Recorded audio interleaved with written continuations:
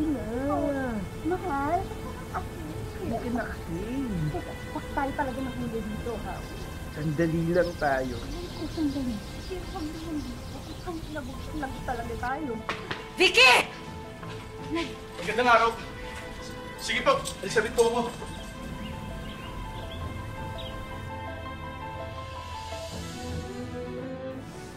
Dito pa talaga? Dito sa bahay?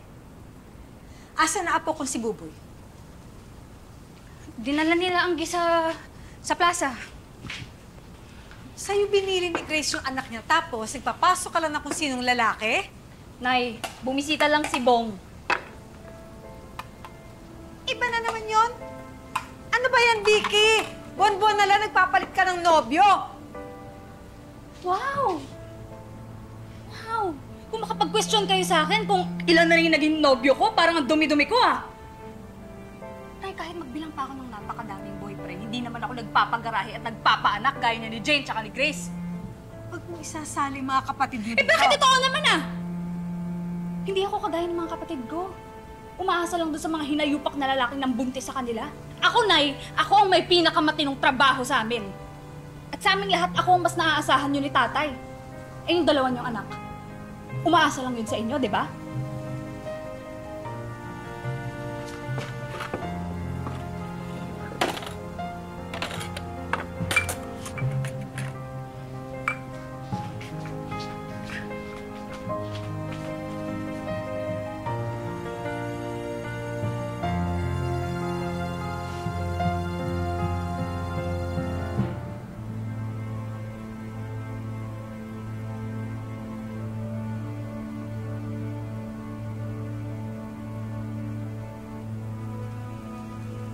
Sa'yo pinaalaga yung anak ni Grace. Opo. Dahil hindi sila nagkakasundo nung tatay nung bata. Opo. Ang gastusin ng bata ba, ikaw pa rin? Opo. Ako po. Hindi nagbibigay ng sustento yung kapatid mo. Hindi po eh. Kasi wala po siyang trabaho.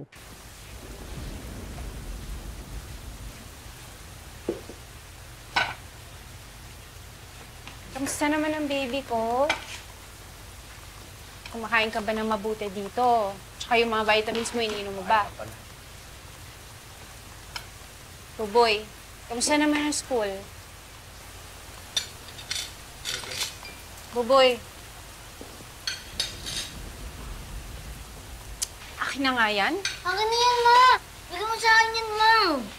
Eh, kanina pa kita kinakausap, hindi mo ako pinapansin. Puro tablet na lang yung inaatupag mo. Minsan na nga lang ako nandito, hindi mo pa ako kakausapin. Ma, akin na yan. Binigayan ni Tita Vicky. Grace! Balik mo yan sa anak mo, hayaan mo na siya. Bakit kasi hinahayaan niyo si Vicky na bilan siya ng ganyan? Istorbo lang yan sa pag-aaral ni Buboy. Nagpunta sila sa mall kanina. Kakasweldo lang ni Vicky, kaya siya binilhan. Paano na lang pag nasira yan? Sayang lang ang pera. Sana pagkain na lang yung binili. Ito rin ba galing sa Tita Vicky mo? Masyado ka naman ata sinuspell ng Tita Vicky mo.